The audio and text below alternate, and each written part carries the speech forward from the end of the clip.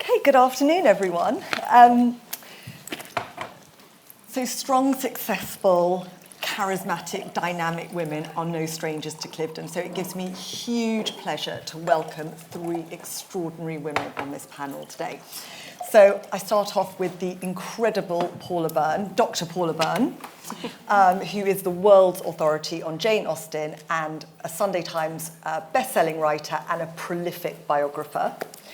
Then the magnificent Kate Weinberg, whose debut novel, The Truants, blew me away. I couldn't put it down. I was up all night reading it.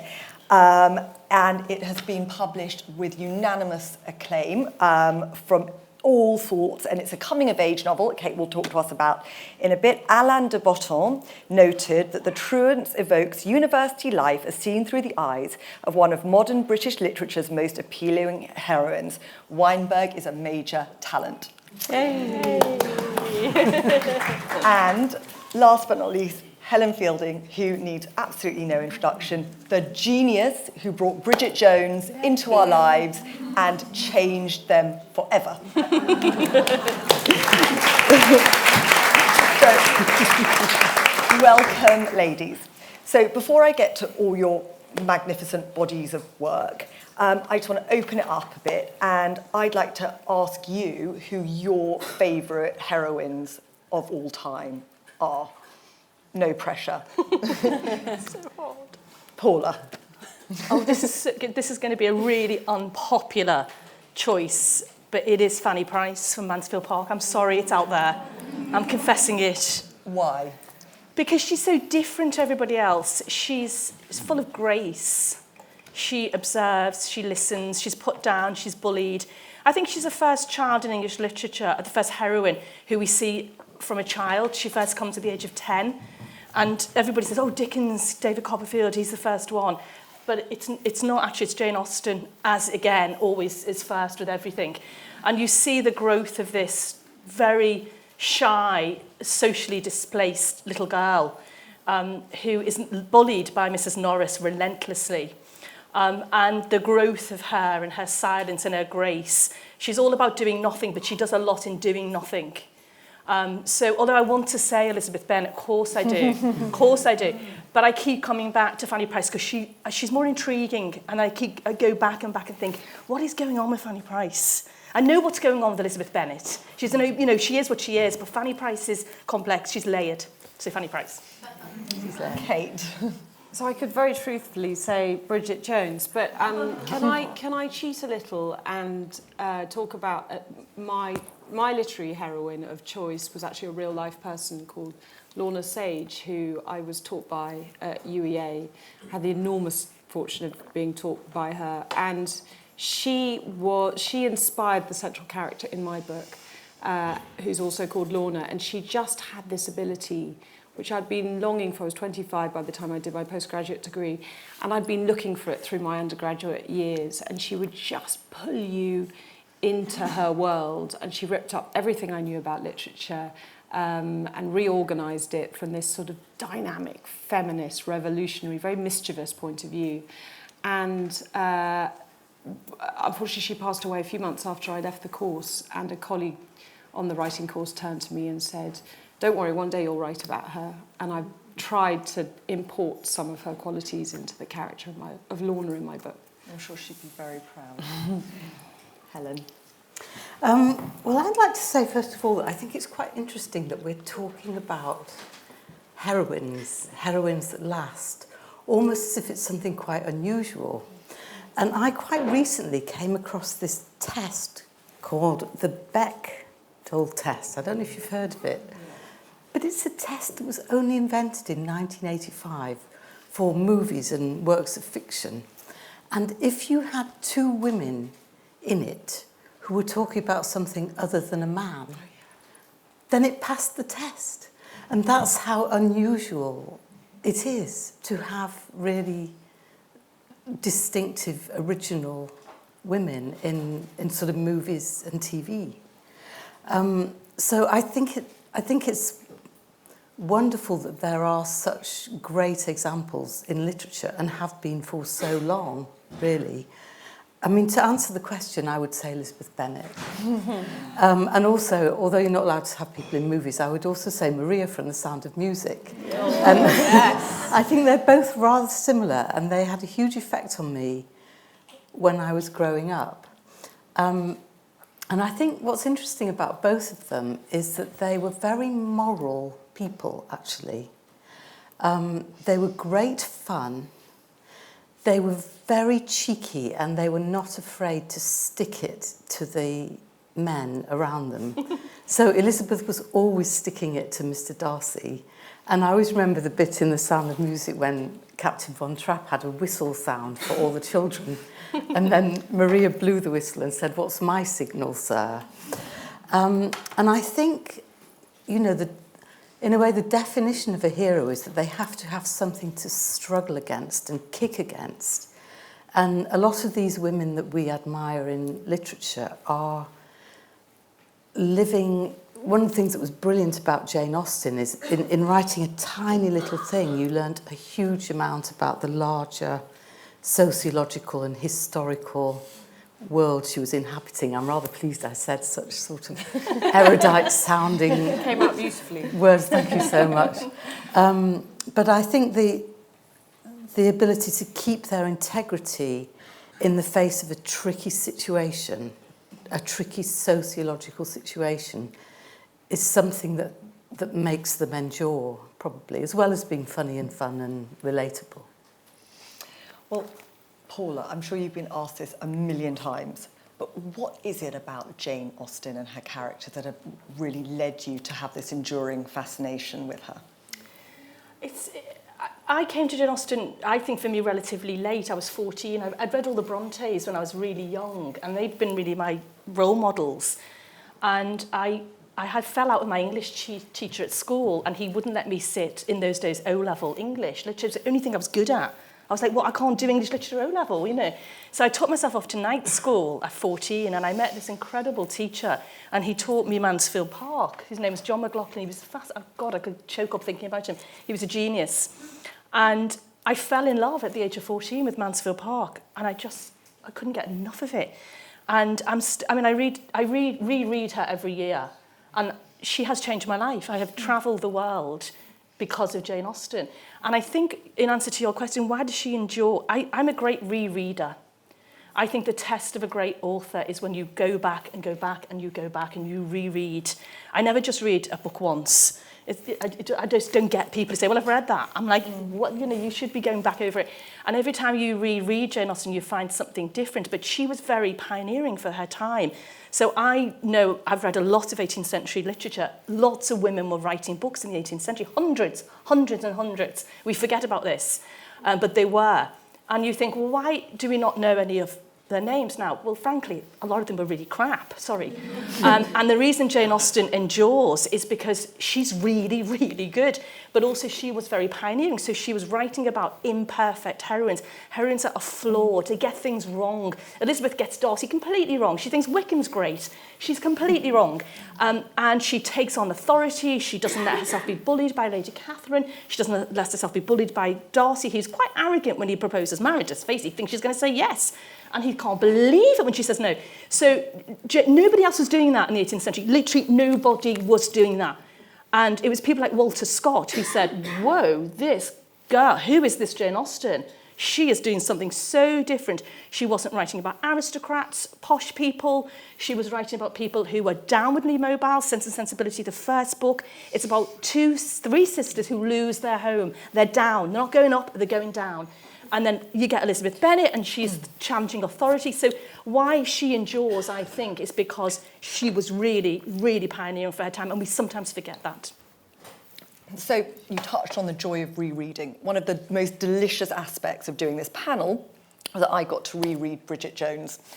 And not only reread, but watch the movies again. It was fabulous. And my daughter, Grace, is reading Pride and Prejudice for her GCSEs. And so it's no secret that Bridget Jones was a inspired by the Elizabeth Bennet Mr. Darcy love story. Well, I stole the plot. I thought it had been very well market researched for a number of centuries, and she wouldn't mind in any way she was dead. So. But my question is, at what point did you break off, and how did you make Bridget unique? Because she wouldn't have resonated in the way that she did if you, as you said, you didn't steal the plot, you made it your own. Well, the thing was, there wasn't actually a plot. I'm not very good at plots, and it was a newspaper column originally, and at that time they were always asking single girls to write columns as themselves, and I said no, that's hopelessly exposing and embarrassing, but I will make this character up. So it was written anonymously, and I think. The interesting thing about that was it freed me up to be much more honest about stuff than I ever would have been if I thought anyone was going to read it. If I'd known so many people were going to read it, I wouldn't have dared write it. Thank God you did.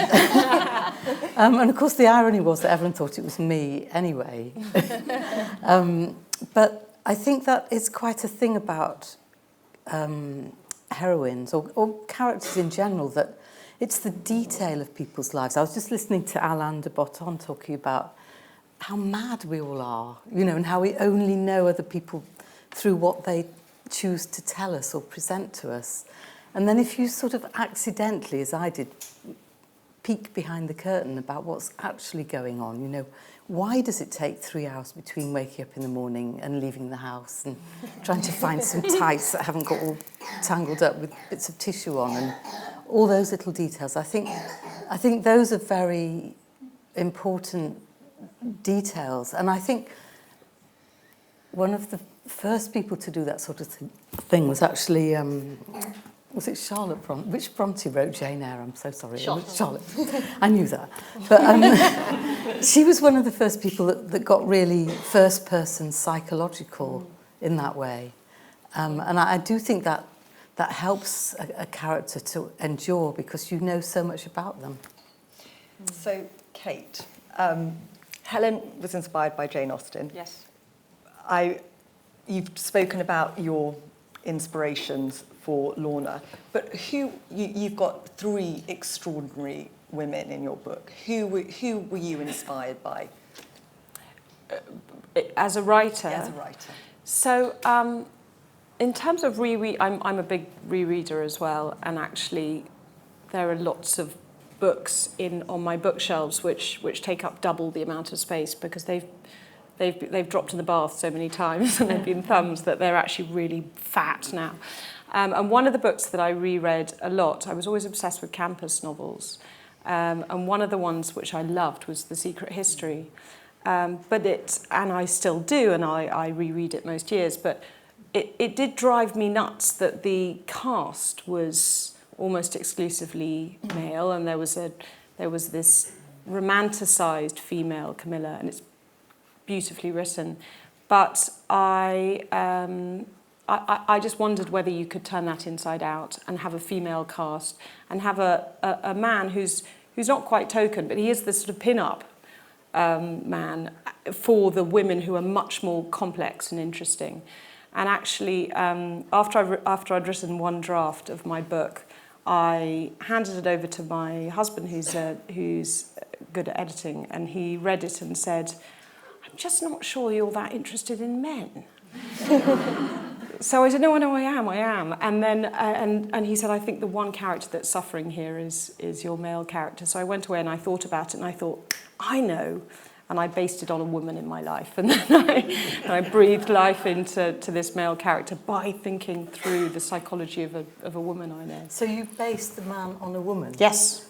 And that's how you, that's how you Exactly. did it. And I just, it suddenly was and maybe that's just because I don't understand men as well. It's not that I'm not interested in men, it's just that I obviously don't have as an interior and understanding. But it just struck me, you just change the gender and we all think the same in the end. That's interesting. So just taking a step back a little bit. So Jane Austen used letters. How many letters were in Pride and Prejudice? 44. Yeah. Nerd. And Kate and Helen, you use email as a tool. I'd just like to know your opinion about how you feel these are interesting tools for a writer to use. Why do you think Jane Austen used letters? And then... So really, just boring bit here, but in the history of the female novel, it really began with the epistolary novel, which was novels in letters. And I always think my little pet theory is women were really good letter writers in the 18th century, and because that's what they spent most of the time doing, is writing letters. So it sort of made sense that the novel, remember, is new in the 18th century. It's a new genre. People don't like it. They think it's vulgar. They think it turns women's heads. It makes them go crazy. It gives them ideas of romance. So it's really frowned upon, the novel as a genre. But it sort of begins with novels and letters. So Pamela is the great exemplar of that, which is about a servant girl who refuses her aristocratic lover's advances. And in the end, he marries her and he makes her a lady. And this is Fielding's great novel. So Jane Austen was a great letter writer. So her first two novels, Pride and Prejudice and Sense and Sensibility, began as letters, novels and letters. One was called First Impressions, which was Pride and Prejudice, and the other one was called Eleanor and Marianne. And then technically, she didn't want to separate the sisters, so Eleanor was going to write to Marianne, Marianne write to Eleanor. And at some point, she decided, no, third person authorial is for me. So the letters that remain in the novels, I think, are a legacy of what they once were. Having said that, Mr. Collins is introduced by a letter, and nothing could do better justice, that pompous, conceited fool, than a letter that just sums up what an utter buffoon he is. So she uses letters so brilliantly, and of course when Mr. Darcy writes that letter that Elizabeth reads 3 times when she realises she's wrong about him, it's rendered in letter form. It's just so very interesting. Persuasion right at the end, Catherine Wentworth gives her a letter. There's something that really is so revealing about a character is able to reveal themselves via letters. So I think it's a sort of it's a legacy of the genre of the novel, I think. And what I loved about Bridget, because Bridget Jones, you know, just so brilliant. Laugh out loud funny, as is Jane Austen. But I always thought the way you used email was so hilarious. And nobody else seemed to be doing that at the time. Well, you were a pioneer of that. Surely you were the... Well, it was because I was working in a newspaper office, and I had one day when I actually wrote 2,400 words in messaging. It was before emails, and no words of the article I was supposed to be writing. So it was just that really funny thing where everyone was sitting around like typing like this, and they were all just messaging each other. But I think it's very hard to do texting and emails in movies. And plays and things, it's really difficult, but it's great fun in books. And certainly, I think one of the things that attracted Daniel to Bridget was that she was funny with her... The flirty emails. Emails, and funny in a way that, you know, she wouldn't probably dare say, oh, please shut up, I'm very busy and important, to her boss if he spoke to her, but she could do it in the email. But what's interesting now, actually, is I never sort of watch the films or read the books again, usually. I just leave them. But they did Bridget Jones with an orchestra about a year ago. And I went to see it and, oh my God, post Me Too. I just couldn't believe it. In almost every scene there was a hand on the bum. I mean, just Mr. Tits Pervert, do you remember? And then Daniel saying, oh, Mr. Tits Pervert, it really is disgusting. P.S. I like your tits in that top. You know, and it's quite... And I know we're sort of a bit off message because we're talking about emails and texts, but it's quite interesting now because I'm trying to adapt the book for the stage. And flirting in the office is something that people can't really do anymore. Well, exactly. And that was, I really wanted to ask you about how you would reimagine Bridget in the post-Me Too era. But firstly, can I just go back to Kate and her use of email? I want to hear that too. Which, yes, which I found fascinating because you based your book in a time before social media and WhatsApp, and it was email. So it was very interesting that your use of... Why did you decide to go for emails and not use WhatsApp or, you know, these Instagram DMs or whatever? they're called. So, yes. So, a lot of my novels set on university campus, so that I had to really think about that, because communication on university campuses nowadays is almost exclusively social media, but it's an absolute killer for plot. As soon as if you imagine something like Romeo and Juliet, if they had mobile phones, there'd be no tragic finale. So I thought, well, maybe Funny idea. so it was. Are you really dead? Yes, exactly. So I thought, okay, well, I'll backdate it ever so slightly. So I just got to that stage in 2006 where it was emails were used, which can be used like letters, and you can enjoy that without killing the plot in the way that mobile phones do. So I've got a one scene where my character wrestles with this erroneous question mark in an email that she's just got from her teacher, which sends her into the spins of paranoia. What did she mean by the question mark? Did she mean she doesn't want to see me? And it was a lot of fun, but social media would have wiped out my plot. So that is Brilliant. On to men. Do you think that when you have these incredibly complex, dynamic women, that the complexity of the men suffers? That you have to, that the depth of the men cannot. How do you feel that men come across in these very, very female-centric novels? Paula, do you want to start? What do you feel? Yeah, I think for Jane Austen, so her first, the publication history is very tricky because she was writing 3 novels at the same time. She was writing Northanger Abbey, which was called Susan. She was writing First Impressions, and she was writing Eleanor and Marianne. That's how she worked. Busy Bee. And when so her first published book was in 1811, which was Sense and Sensibility, that she published with the Military History Library. Nobody would publish her. Can you imagine it? I mean, it would be like Bridget Jones by Pen and Sword or something. She couldn't find a publisher, but she persisted. And the men in Sense and Sensibility are weak. They just are. Like, do you really remember Edward Ferrars? Brandon with his flannel waistcoat? He's ancient. Marianne thinks he's ancient. He's going to die of pneumonia any second. So I think the women are so strong in Sense and Sensibility. The men do suffer. And I think she knew that. And I think she worked on that going through her novels. And I think Mr. Darcy is nuanced and complex. But I think it's such a good question, because I think the women just wipe out the men. They're just so fantastic. But I wonder whether that's what she wanted anyway. Do you think that was her or maybe intention? the way she saw it. Yeah. I mean, Shazza in Bridget Jones always Shazza. had this theory that men were so tragically unevolved that they would soon just be kept in kennels as pets. So maybe that's how Jane Austen felt. It's not how I feel. Yeah, how do you feel? Because well, I don't think they should be kept in kennels. It'd be quite wrong. just outside. No, I mean, I do think that. I think women. It's always hopeless trying to generalise. It's completely hopeless. But I do think that women have had quite a difficult time in lots of ways, professionally as much as anything, and it has made them complex. And anyone who's got kids and a job, who's a woman, knows how tough it is to sort of keep all those balls in the air and think about so many different things all at the same time.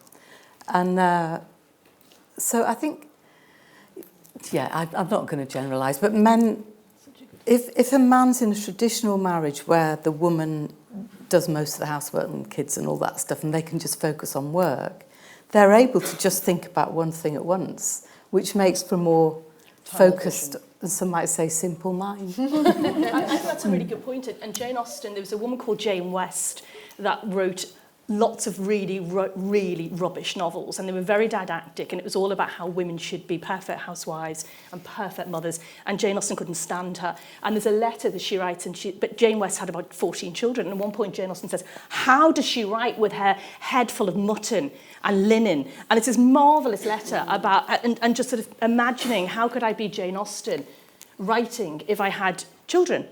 And then just this idea, this woman has all these children, she's still producing. They may not be very good novels, but she's producing them.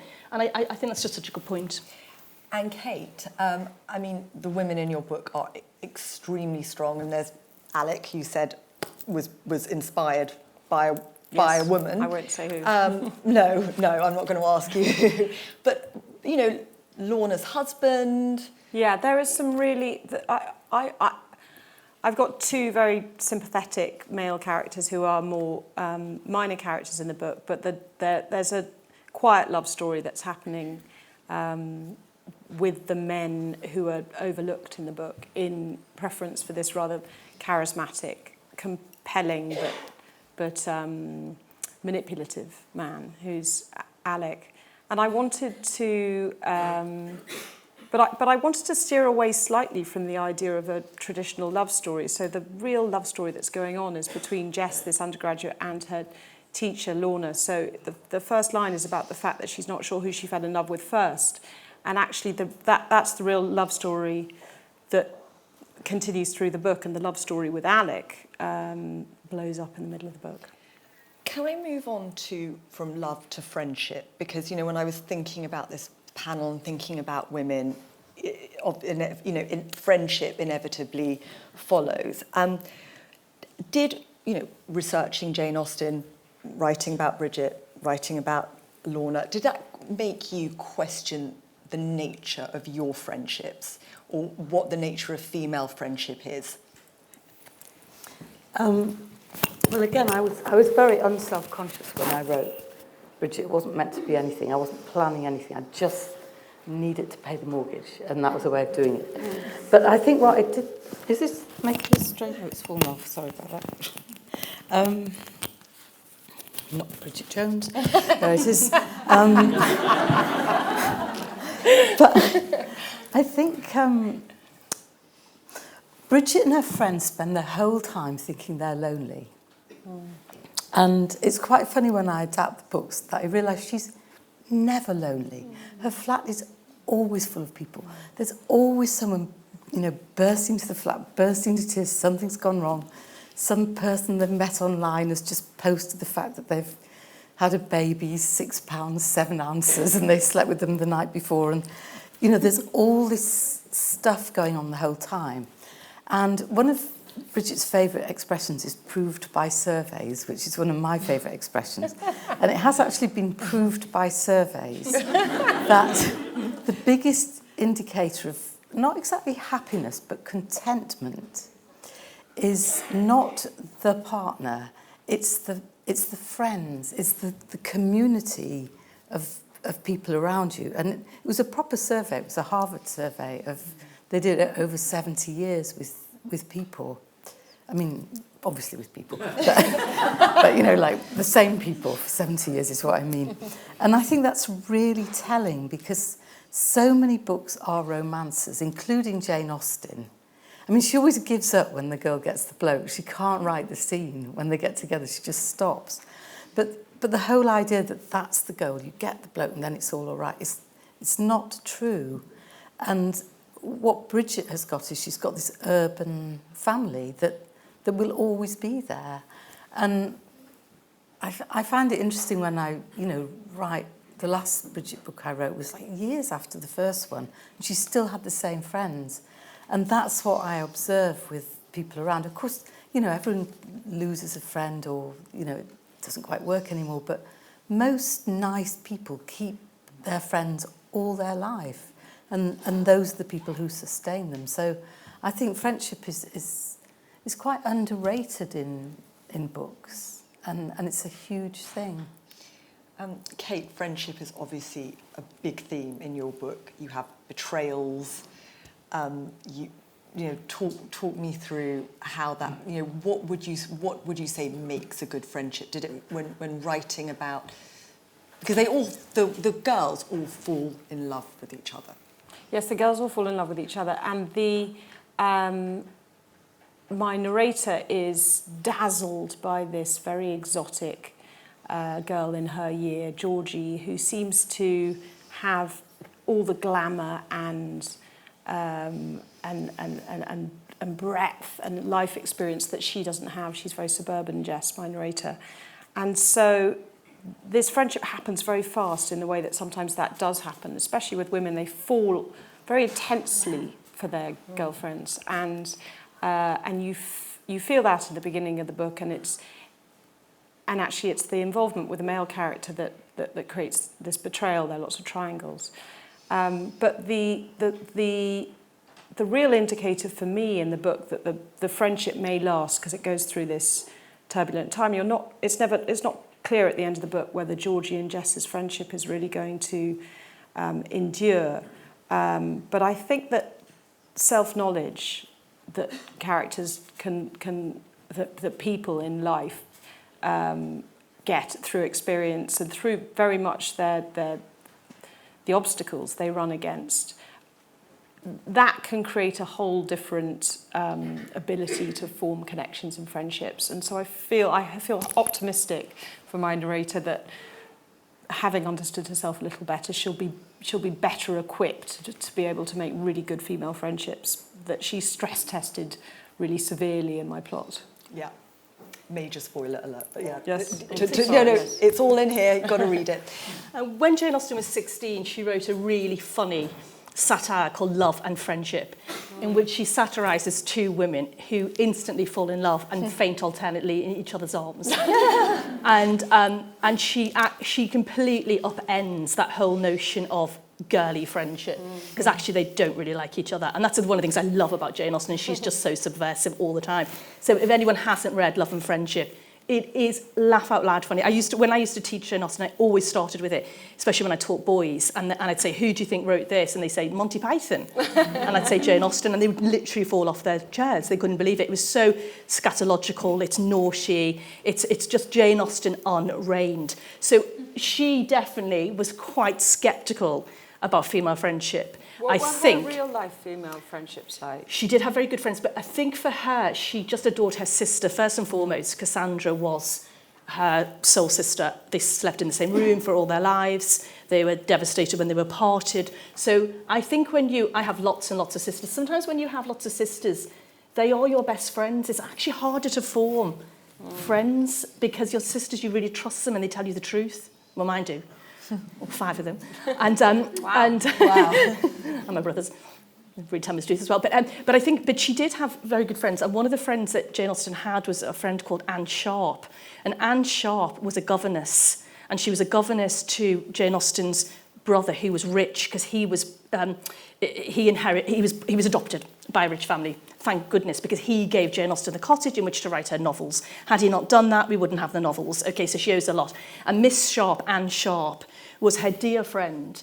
And, you mentioned Jane Eyre before, Helen, and I always think of Anne Sharp as Jane Eyre, because governesses' stories weren't told then. We had to wait for Charlotte Bronte another 50 years or 40 years to find out what it's like to be inside a governess's mind. But there's times when Jane Austen would write, she'd write to Anne Sharp and she'd say, oh, Miss Sharp, are you going to fall in love with Mr. William Savage? And she'd sort of create these fantasies in her letters about Anne Sharp, and she left her a brooch when she died. So definitely very capable of female friendship. But if you read the letters, she's very nasty about other women. She's caustic. She says, Mrs. So-and-so came with her daughters, fat neck, thick bandeau, fat ankles.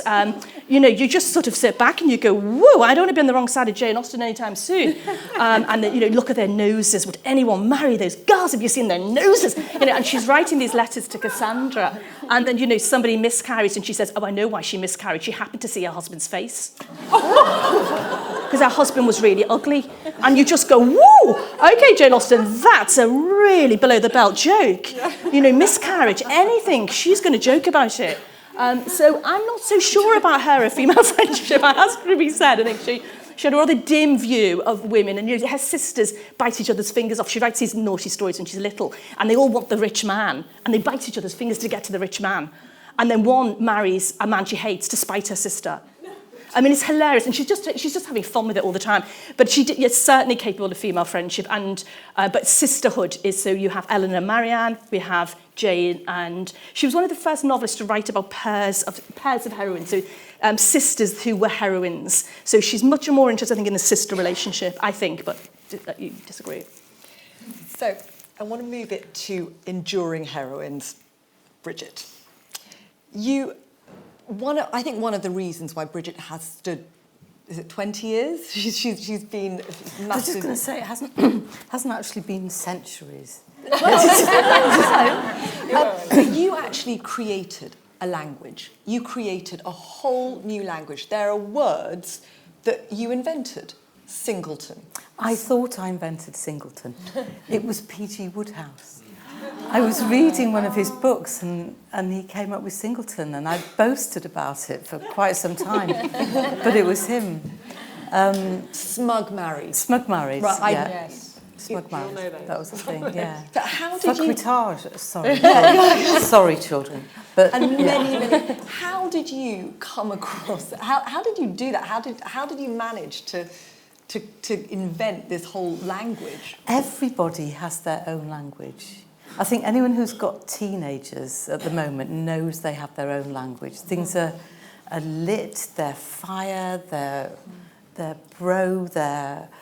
Do you remember the film Clueless that had this complete language, things going postal, and it's, every generation just invents language anew. And that's one of the things I think is brilliant about texting, because they make up words, and even though it's annoying if you're older and you feel like a defunct dinosaur, but they have all these abbreviations like AKA and I don't know BTW and I always and find things. I'm Googling those and thinking they can't possibly mean Caribbean Development Bank. What? Well, and then Cameron famously, didn't he put yes, LOL meaning LOL, lots yeah, of love yeah. or something? Yes, yes. Laugh out loud.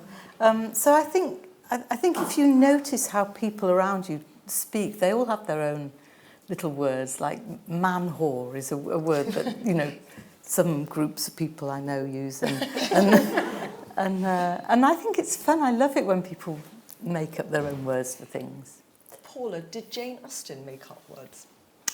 She probably did. I was just thinking about Fanny Burney, who Jane Austen adored, who was a great novelist that Jane Austen adored. And she kept diaries over years and years and years, and she had a photographic memory, so she would record conversations with Dr. Johnson and all sorts of people. And she invented many words like journalist. She said, I'm journalising, which is writing in her diary, and journalism comes from Fanny Burney. So I can't really think of any examples of Jane Austen, but certainly Fanny Burney.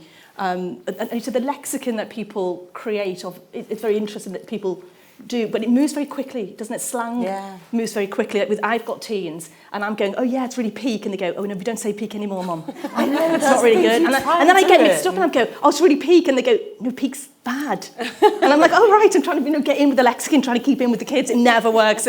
I love that you mentioned Clueless, because of course it's Jane Austen's Emma. Of course, And my husband, I was living in LA at the time, and he said, I'm going to take you to this film called Clueless about Valley Girls. I said, I'm not going to see a film about Valley Girls. And he knew. And nobody knew it was Jane Austen. And he wanted to trick me to see how long it would take me. So none of the characters are named after Jane Austen's characters except for Mr. Elton. And I have to say, after 5 minutes, I said, it's Emma. And he was so angry with me. He was like, how did you get it that quickly? It was such a good film, though, wasn't it? I loved Clueless. And I think it's the one that is closest to the spirit. If Jane Austen were alive today, she would love Clueless. She would hate everything else, which is frocks, smocks, houses that are way too big, because their houses are not big, particularly. She's so scattered, she's so satirical, and I think Clueless captures its laugh out loud funny. And how brilliant to transpose spoilt rich Emma to Beverly Hills, where everyone's spoilt rich and clever. I mean, just the genius of Amy Heckerling is just insane. And that film's so fresh. It's like Bridget. I mean, it's the same. Did you say you thought the houses were too big? Yeah.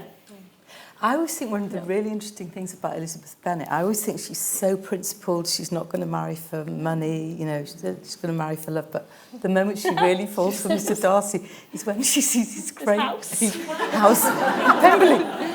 That's the moment, isn't it? But she does make a joke of it. She says, they say, when did you stop feeling different? When I saw his house. I mean, she does. She makes it. It's a still did it, so just again, nerdy detail. But Darcy earns £10,000 a year, which basically means that's the interest on his lump sum.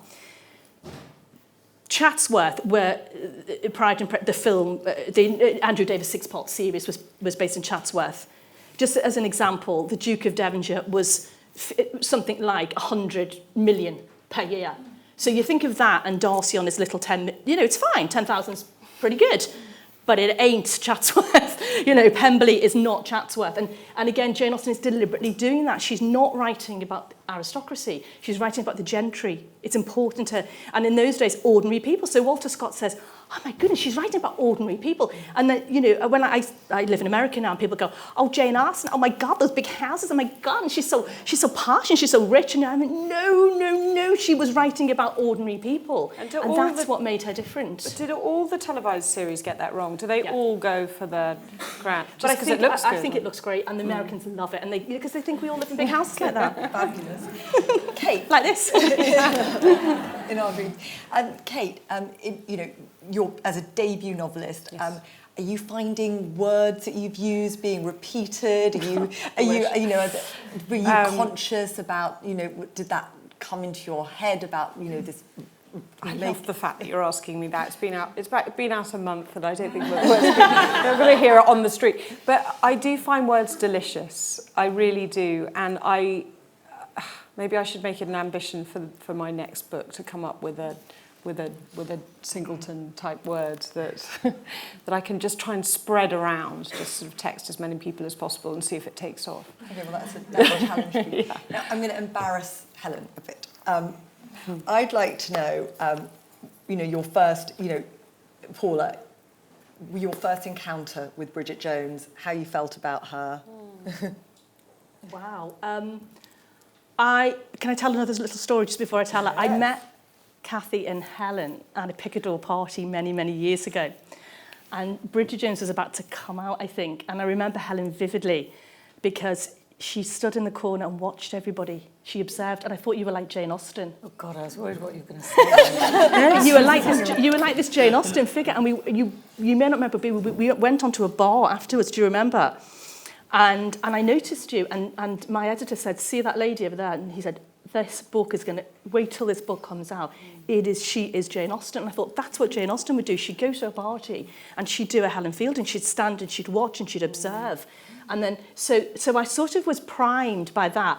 Of course, fell in love, laughed out loud, got the illusion that it was Pride and Prejudice pretty quickly, and loved it for it. And I fell in love with her. I fell in love with Bridget. I fell in love with her friends. I mean, it was so important for me. It's part of my history. I absolutely, because I love books that make you laugh out loud, because it's so hard to make people laugh. Anyone can write a serious book, I think, but making people laugh is the hardest. Jane Austen still makes me laugh out loud, you know, particularly her letters, because they're so nasty. But your book made me laugh out loud, but it had warmth and integrity. Oh. And I really wanted her to, you know, marry. We're also invested in Bridget's happiness. Yes. Kate, my first moment with Bridget. Yes. So yeah, I've read Bridget Jones a lot of times, and I think that I can't remember the first time that I've read it, but I am really aware when I read it now, and maybe you won't like me saying this, but I sort of feel that in a way social media everyone tries to write captions on Instagram or in the tone of Bridget Jones. It's almost like you've created this language, this confessional, self-deprecating humour that people have grabbed onto, and they want to say, here's my vulnerability, but it's funny too, and it never works. But I do feel like that you feel it. I don't know if anyone agrees, but you really feel that when you look at a lot of captions. I think it's really flattering that you say that, but I think it isn't true, because I think I just got lucky, to be honest. It was a newspaper column, and the time was right for women to be honest, or people to be honest about what was actually going on. And that sort of truncated way of writing was only because the column had to be 1,000 words. And it's really hard to write 1,000 words. So it's like, you know, when you're filling the car up with petrol and you think, well, I'm going to make it stop on 20 quid. You know? So it was a point of pride to make it be exactly 1,000 words. So I cut out all the adverbs. And also Private Eye had a column called Hackwash, where they counted the number of times the journalists used the word I to see how self-obsessed everyone was. So I just cut all those out. But I think what's really interesting about social media now, and I'm really glad you say that about people being more honest about bad things that happen, because it is I mean, if there was a gap between how we were and felt we should be when I first wrote that, now for these kids, it's huge. And Instagram is just, I mean, it's great. I get glued to it, but it's awful. Well, when I said that I think they borrowed yours, I think there's a bit of a double bluff going on, because they're saying, here I am, here are my vulnerabilities, I'm going to show this in a funny way, but there's still something else that they're hiding. Still a filter. There's still a filter, whereas, but the rhythm, as you say, the truncated language and the humour, it does feel like that's disseminated now in social media. But I agree, it's not that real honesty, that raw honesty. My goddaughter Scarlett said there should be a version of Instagram called Shame, which is just, and I started trying to do it myself, but it was hopeless. But just, you know, the recipe that goes wrong, the burnt food, the horrible picture of yourself, all the bad things, the things that make you love your friends. You know, you don't love the friend that comes in looking all thin and fabulous and says, oh, I had the most marvellous day, you wouldn't believe what happened. You like the friend that comes in and says, oh, God, you wouldn't believe what I just did. Yeah. You know, and I think we need more of that in social media. Absolutely. Now, we're really running out of time, and I want to leave some room for questions, but I just want to touch upon something you said at the beginning. I really want you to elaborate on that. Bridget post Me Too. Where is her place, and how would you reimagine Bridget in the post-Me Too era? You know, the flirtatious emails with Daniel Cleaver, the short skirts, the booby tops. How would Bridget dress now? How would Bridget be different? Well, it's really difficult, because I'm trying to do it, because I'm trying to adapt the book for the stage. And the point is, you know, I mean, you know what Bridget's like. She's like, what am I supposed to do at work if I can't flirt? You know, because it's quite hard to put your finger on exactly what's really bad and what isn't really bad. Because what if you want to be harassed, or you want to? It's to do with being consensual, and I think it's to do with not having unequal positions of power, perhaps. But I think what has happened is people are just terrified to flirt. I mean, particularly guys, just, you know, terrified to say, do you want to have a coffee, or you look nice, or... And I think, you know, that great movie, Call Me By Your Name, that came out last year, I think it was. I mean, it was a sort of gay romantic movie, but I think part of the reason that was so successful was it was just joyful, sexy, consensual, luscious Italian movie. And I think there's some, you know, the Me Too movement was essential, and it's all still going on, and it's awful. And, you know, any woman who worked their way up through the entertainment business knows what it was like, and honestly still is. And yet at the same time there is some correction to be done too, because men and women do fancy each other. It is terribly boring sometimes in the office, and you know, you have to be able to flirt. So, you know, it's not over. Things have got to be worked out. So you think Bridget would still be her resolute, short skirt wearing, email flirtation? No, she'd be having a total freak out about the whole thing. Just she wouldn't know what to wear or what to do, and she'd feel guilty and ashamed all day. But that's why we love her so much. So we've got time for some questions. Hi.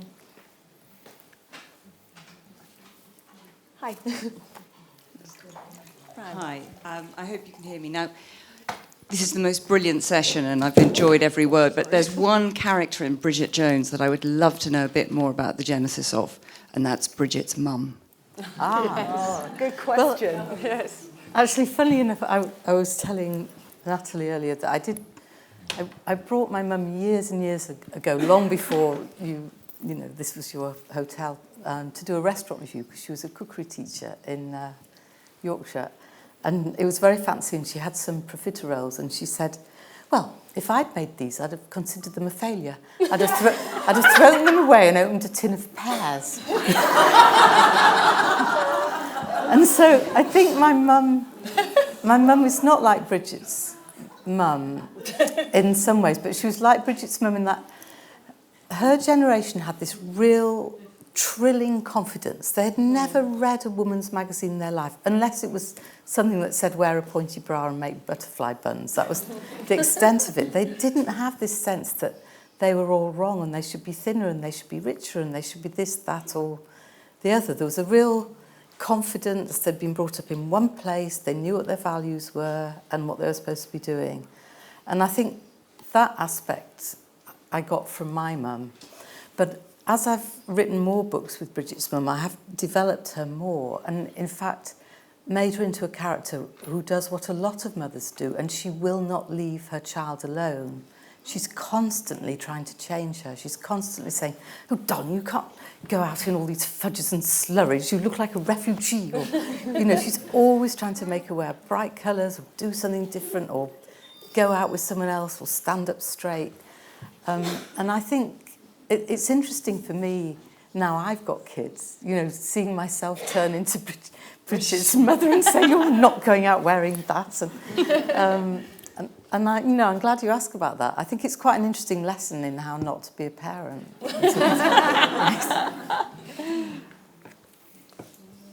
a lot of people talk about Disney as sort of a source of this idea that we all are in search of romanticism that ends in marriage, and I think Alain de Botton talked a lot about debunking romanticism, and I wonder what responsibility do you think Jane Austen and her work holds in that discussion, and perhaps what might have been a different outcome if she were writing today? What a brilliant question. Yeah, okay, so short answer, marriage market, women don't work, they have no money. If they're downwardly mobile at the Dashwoods, they're thrown out of the house, what do?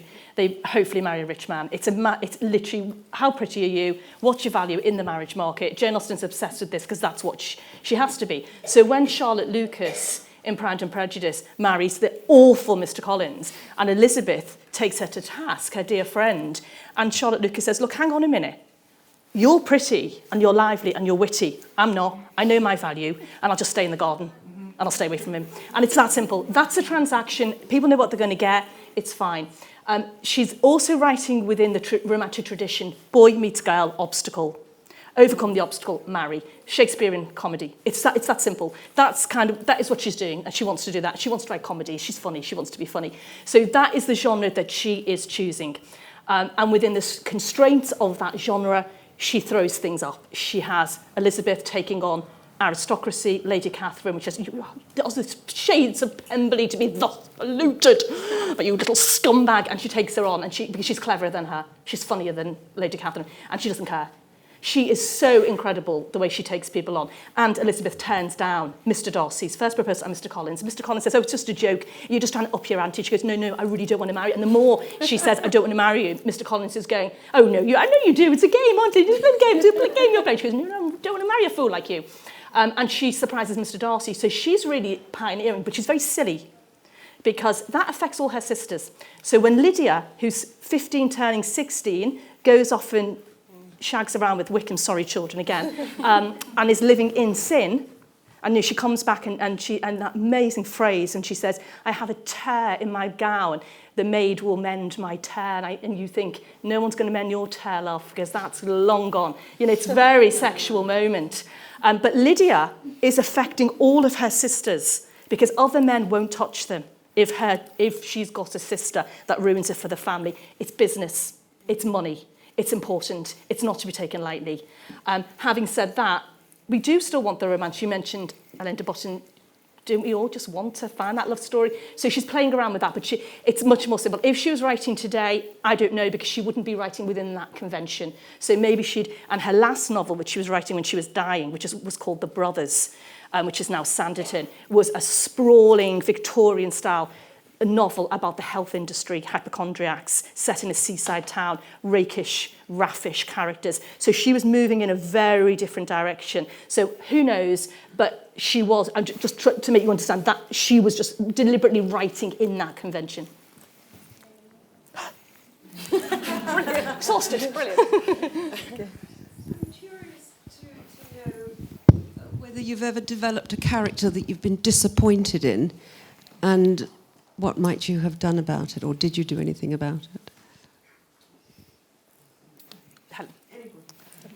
Yeah, I've written loads of books that I've ditched.